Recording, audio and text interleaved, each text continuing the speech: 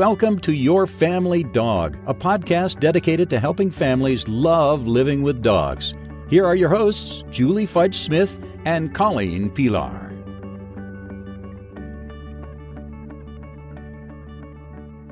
Hi, welcome back. Now, I was on a recent business trip and sitting in the hotel room, picking up the TV remote, and I just started flicking through the channels. And as I was going through, I came across a dog training show. And immediately, without even thinking, I clicked to another channel. Any channel, get me away from this. And I think that's something that a lot of people would be surprised to hear. But I do not want to watch TV dog training in most cases. So have you had that experience too, Julie?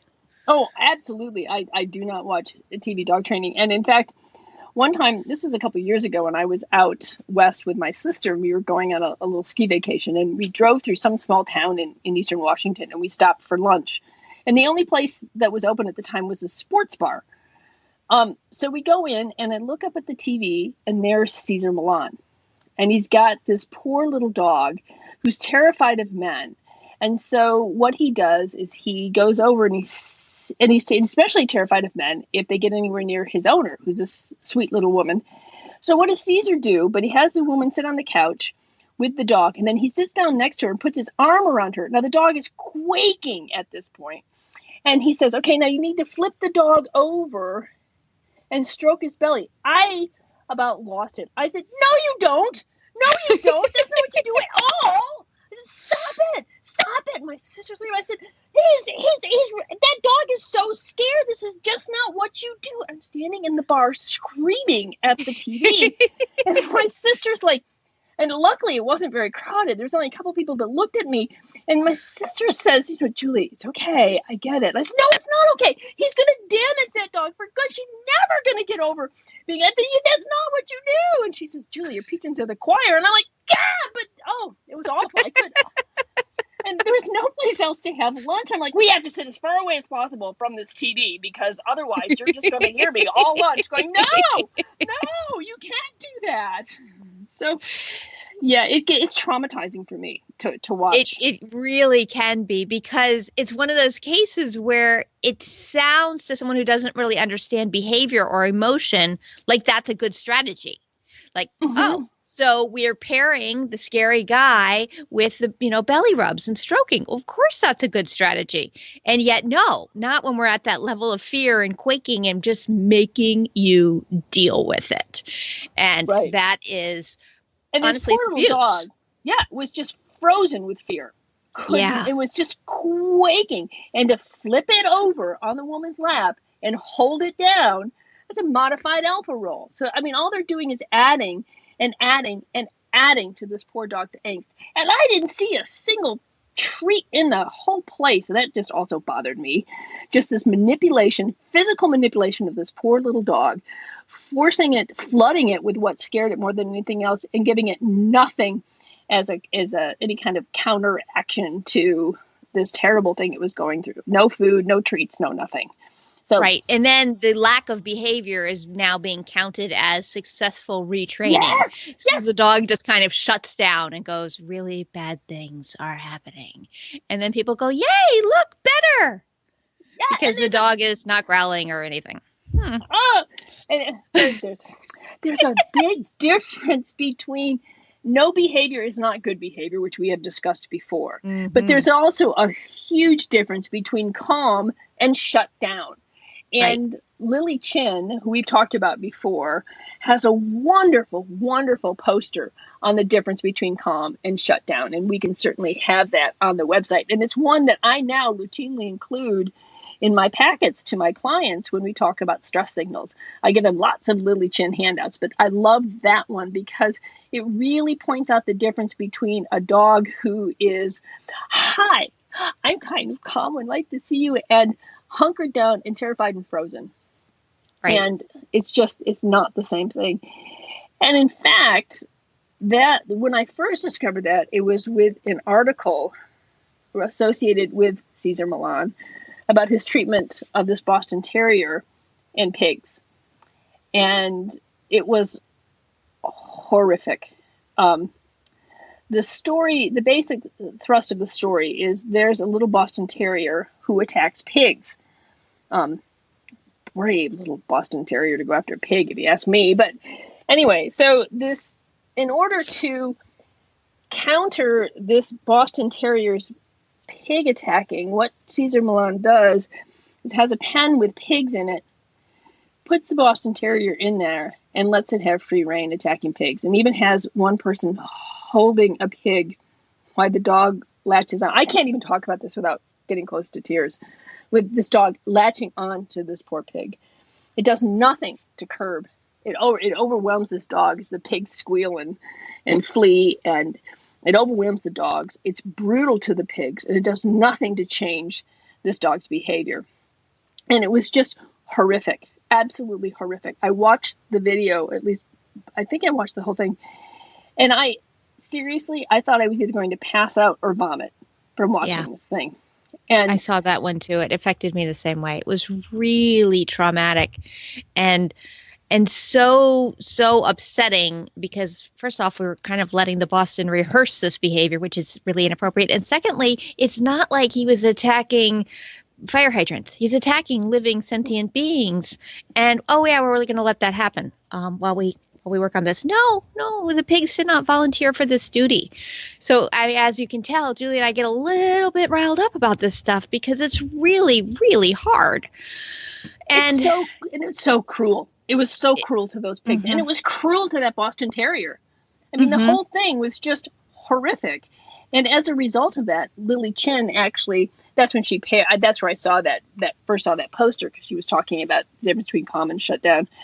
And then as a result of that, the American Society of Veterinary Animal Behaviorists had put out a position paper on Cesar Millan because of that very episode. And I know that some of the preeminent positive reinforcement trainers have sat down and talked with him.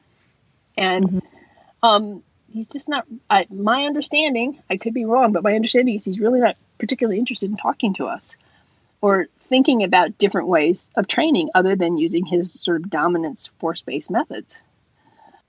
Well, here's the advantage of dominance force-based methods. They work really well when a trainer comes in and does it and has a limited relationship with the animal, because the trainer can be very, very consistent and the animal learns, don't mess around when that person's here. And I'll tell you that when I first started dog training, I was taught and I used choke chain corrections and things like that. And the dogs were always really good for me. And they were not so good for their families. And initially I thought it was because the families were doing a poor job. But the more I learned, the more I saw was that the mere presence of me meant you might get a correction. So it was easier to just behave because she might give you a correction. And I had such limited interactions with the dog that I could be really clear. This is good. This is not good. And it was an unrealistic view of behavior. And I think frequently that's the problem with any sort of TV or internet video-based training techniques or shows, is that we see through a filter. We see, sort of through the director's eye, because we have this limited exposure to what's really happening. Pat Miller, who's a really good dog trainer, once said that watching good behavior mod is more boring than watching grass grow. Like, if it's really being done right, it's so boring. But it's being all within the dog's ability and comfort level. And so that's effective. It's not great TV, but it's really good training. And one of the problems with it is it tends to take a little bit of time, because if you rush it and you push the dog too fast, what you do is you end up having to go back several paces. So you've got to take your time. You've got to be consistent. You have to understand that you're trying not to expose the dog to the stimuli that causes this reaction. So there's a lot of management. There's a lot of time and patience involved. And what's unfortunate is that people see things like the TV, and even some of the good trainers on TV, they don't show the whole process. It's kind of like the cooking show. I go and I'm like, holy cow, how in the world did Bobby Flay make those cupcakes in the half-hour show? Because when you read the recipe, it's 6 hours to make the cupcakes and uses every single appliance in my kitchen, right? Mm-hmm. And I think it's the same way with behavior modification or showing Very how much. to turn a behavior. So we're not going to show you all the gritty details. We're going to show you a little bit about how we do it. We're going to show you a little bit of the progress, and we're going to show you the end result. And everybody thinks I can do this in a half hour, and you can't. And I think it really hurts those of us who do behavior modification in that way, because I get clients, and I don't know if this has happened to you, but it certainly has happened to me. Things weren't moving fast enough for the client. So they started looking elsewhere, and they would go to a place down the road from me who uses traditional methods because they thought they promised instantaneous results. Mm-hmm. And I'm like, okay, it's your dog and your choice. But there are consequences to suppressing behavior like that. Yeah. Because you're not changing the underlying emotional response of the dog to that particular stimuli that causes it to have this reaction. You are not actually giving the dog an alternative behavior to do, right? And you're not conditioning to the stimuli in order for it to become less of a stimuli. You're never going to change it completely, but you can certainly lessen the dog's response to it. That kind of stuff all takes time. And any kind of force-based methods that says, okay, when you see another dog, I'm going to jerk you on the collar so you sit and behave and you don't do anything, doesn't change the dog's fear or joy or whatever it is, its reactivity to the other dog. So Now, what's going to happen when you suppress that behavior? It's going to come out. And it's probably going to come out a lot more than what it was when it went in. At least that's been my experience. and I think it's a tricky piece because, we all want the quick fix. Think of every internet ad, 5 easy strategies to lose weight, sell your home in 6 days, have a clean house, make grocery shopping easier, whatever. We're looking for ways to make our lives easier and simpler and faster and with less of the hard stuff, the muddling through of the hard stuff of real life. And what we learn every single time we try any of these 5-step easy methods is, there's a lot of muddling through in the hard stuff of life. And a big piece of that is managing our environment so that the hard stuff isn't as hard as it could be. And so it's an interesting piece because from the shows I've watched, and I have watched, but I try really hard not to, and I should not be allowed to watch them alone because I need someone to talk me down or change the channel if I'm refusing. That's right. Thank goodness for my sister. Yeah. Yeah, I should also not be allowed to watch YouTube alone. There are certain things that I should not be allowed to do alone. YouTube, America's Funniest Home Videos, and any dog training shows, or actually even movies about dogs, because I'll frequently have an opinion about that too. So I need to have good counseling. I know, shocking. I have an opinion. But what I've seen missing in some of these shows is the real focus on relationship, commitment, and management. Like, this is going to take time. We're going to set things up so that it's as easy as it possibly can be for you and for your dog. So we have limited exposure and limited opportunities to practice, and that you can be rewarding pretty successful stuff that is not the whole package. And then bit by bit, we're going to move toward the goal. And that just sounds terrible and draining and awful. And yet it's really magical. If you can control an environment, you can solve so many issues. Yes. In fact, I have a client that I've been working with well over a year. And I just had another follow-up with her. And I've been working with her, and she is working with one of the behaviorists at OSU. And so we have a lot of this three-way emailing. And I saw her for the first time in several months because they were tweaking Ivy's meds and trying to get that fixed. And we finally decided she was probably capable of going to a Rowdy Rovers class.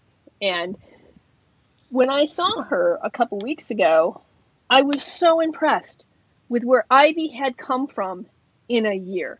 Yes, Ivy still has bad days. And we talked about ways that we can, like she had her out for a really long walk with her other dog, Etta, and her husband. And it was at the end of this really long, very successful walk that Ivy lost it. And I said, I'm not surprised. You had a really long, very calm, but, fun walk. She was probably tired. And it was the one trigger. These kids they were just being kids. They just shrieked and screamed about something right near Ivy, and it set her off. And, the owner was like, oh man. I said, no, this is great. The fact is you got an hour-long walk, for one. And the fact is you were able to redirect, get Ivy back to you, get her calmed down. Yeah, we've got some more work to do. But she's come so far, and it's been a year. A full year. And that piece about being able to, so Ivy lost it, but the owner was able to redirect and get her calmed back down. It's something that people miss sometimes too, because a year ago you couldn't get her to redirect and you couldn't get her to calm back down. Like her brain fell out of her body and there was no reaching Ivy. And then after time, what happens is she loses it. And then she goes, oh, wait, whoops, I lost it. Let me pull it back together here and focus on you. And I think people really need to be commended for that whenever they have trained enough that, yep, your dog lost it. But look how fast they were able to pull it back together. And that is training. That's about the owner. That's about their reinforcement history and the things that they've been doing right and the fact that they are consistently there for their dog. And I love that. And that's exactly what I said to her, and that's exactly what the behaviorist at OSU said, the same thing. I let the behaviorist deal with the meds. I mean, that's her expertise, not mine. Right. But, we even talked about the fact that Ivy's at the point where she can start taking treats from strangers, which is a huge thing. That's huge. Mm-hmm. But it's under very controlled. But I said, look, I need to have this under very controlled circumstances. It has to always be Ivy soliciting attention from the stranger. It's not the stranger coming up to Ivy and offering a treat, because you have the problem with the person who's like, oh, every dog likes me. And I'm like, my dog did not get that memo. So it always has to be Ivy gets to choose who gives her a treat. That's the bottom line rule. But if Ivy does go up and solicits attention and talks to that person, then absolutely that person can give a treat. But if you have the absolute rule, strangers don't give Ivy a treat, and you make exceptions, then you're going to actually protect Ivy from those pushy people that come in. So, that's huge. And if you're like, what's so big? That's huge for a dog that is people reactive. And the fact when I came to the door and I hadn't seen her in several months, yes, she barked, but she didn't leave the room. She didn't move away as I stepped towards her. I fed her sister a couple of treats and she's like, what's going on over there? So if we were to make a TV show about your work with Ivy, do you think we could wrap that all up in 26 minutes plus commercials and really convey the amount of work and effort that this family has put into their dog in a encouraging, supportive, and scientifically accurate way? No, I really don't. Not unless we have in big, bold headlines. 6 weeks later, 4 months later, and the fact is she went to the Rowdies Rovers class and it didn't work well. So she bought, I think it was 6. So she's done 2, but then she said, no, this is not right for Ivy. Not yet. So she backed out of the class. We did some other stuff. And we're eventually going to go back and try it again. And it's with a group that I have a great deal of respect for. And they're really good about saying, okay, yeah, Ivy can't do it right now. And so she's still got her last 4 classes. And they will work with her. And they're just a really wonderful group in Columbus. But, the other thing is there are setbacks. And, that's not what they show, except the only thing I find very amusing is I don't know how many times, you've been training longer than I have. I've been training about 14, 15 years, somewhere in there, and I've been bitten twice in that time. Caesar Milan is bitten twice an episode. I know. It's crazy. And serious bites. But you think maybe he might take a step back and go, I just got another bite. And how many ones did they not put on the film, right? If they're showing him actually being bitten, right? and some of the ways in which these dogs react to him. And that's what goes on film. What's happening that's not on film? That's what I want to know. How many serious bites does this man have to get before he begins to think, maybe there's a better way? Maybe I should not be bitten pretty much every episode. Well, I think that comes across as confident, and I'm not afraid of you, and, bring on your worst. I can take it. And that is exactly the wrong attitude for a teacher to go into for modifying behavior. Because if we think about modifying behavior, your own behavior, so anything that you want to change, if your teacher says, I'm going to knock the crap out of you, if you do that, you'll probably be pretty good in that teacher's presence. But you will, A, hate the teacher, probably not actually really change the behavior in a healthy way. And it's creating this whole anxiety piece for you. So if we're looking at, I've been bitten very few times, and thank goodness have never been bitten to the extent that I needed any medical attention. So yay. No have I. Yes. But I think a lot of that is me saying, oh, you're uncomfortable. Let's see what I can do to make that better for you. Now, I know excellent trainers who have been bitten. I am not fooling myself. I've been lucky many times where I thought we were doing well, and then, that happened. But it either was a very minor bite or it wasn't a bite. It was just a big warning that I was like, ooh, that was a little faster than you were ready to move with this progress. But so I'm not saying that a dog trainer will never be bitten, but I'm saying that anyone who uses their number of times they've been bitten as a badge of honor doesn't understand dog behavior. So I've been bitten 10 times means to me you're really bad at reading dogs. Yes, exactly.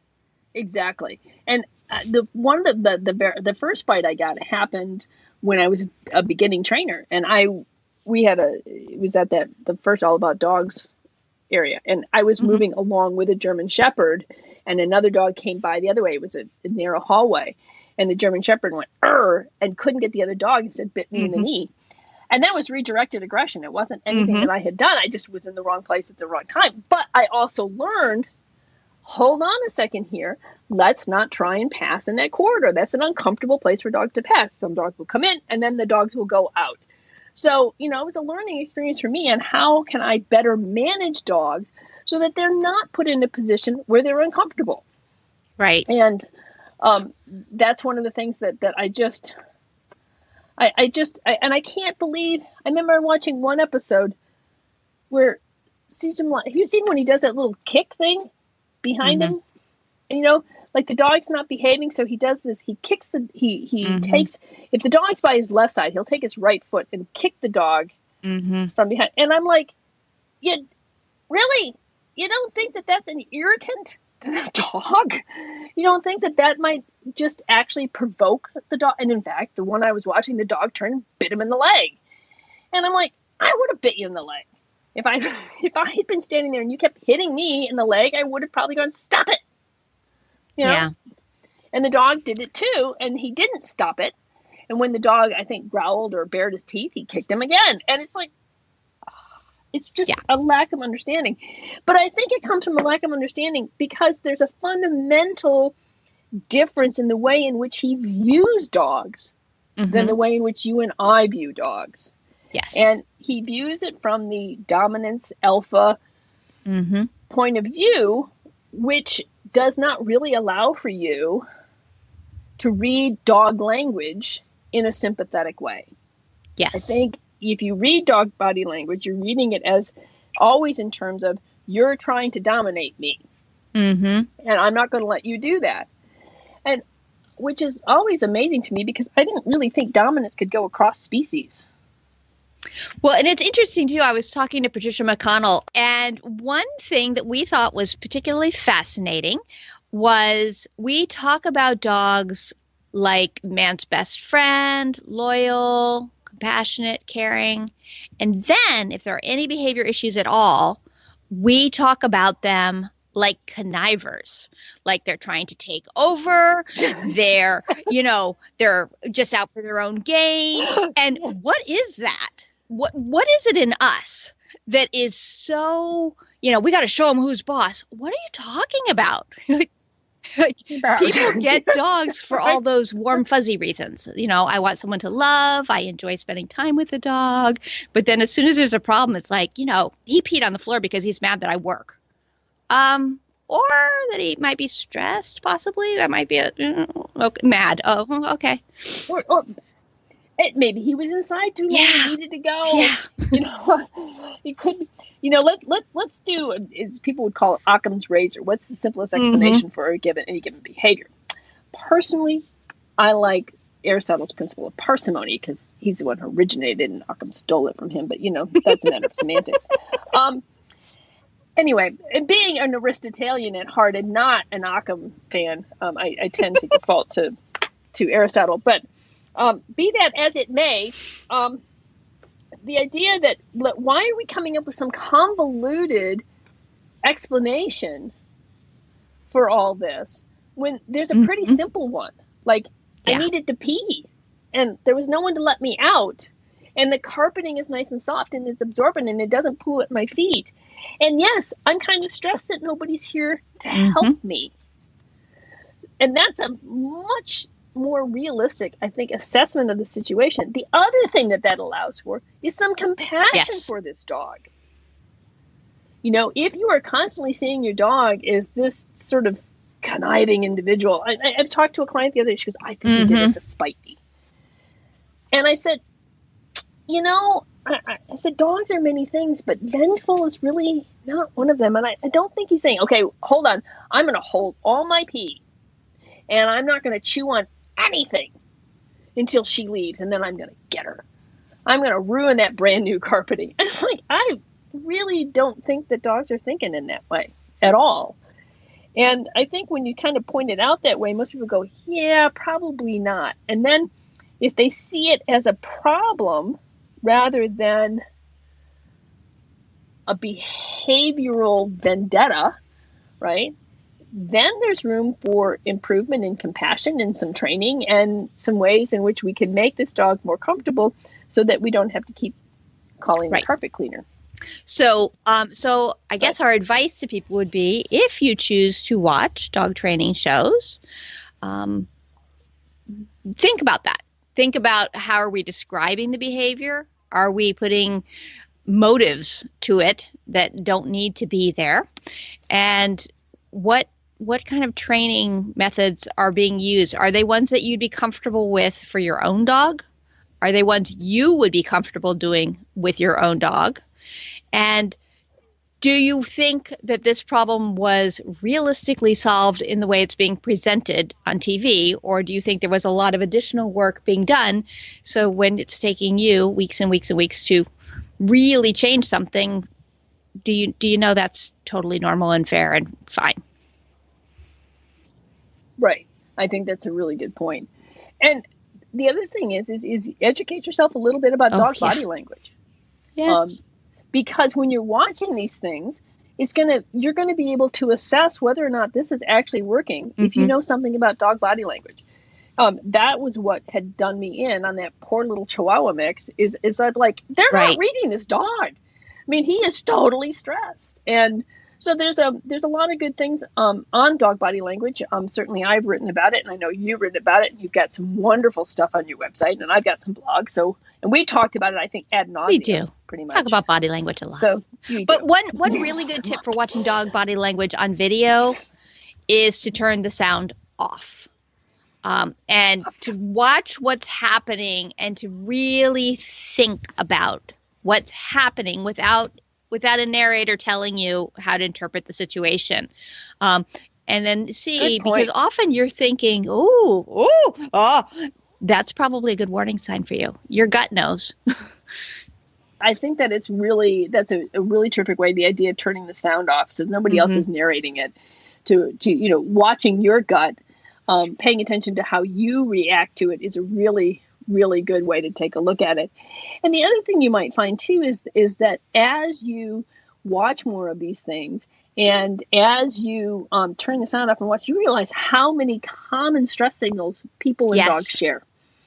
look, yeah, there's a lot of lip licking and looking away and turning away and moving and fussing and fidgeting and all the kinds of things that people do, dogs do too, which is one of the reasons why I think we are so good together, because dogs read us really well. We don't read them as well, but we can learn to read them well. So, just think about, if you're uncomfortable watching this, that's probably a pretty good sign the dog's uncomfortable too. So, okay, well, I think that wraps it up. I think that's good advice on how to watch dog training programs, but don't expect Colleen and I to watch them with you, because we will provide a narration of our own.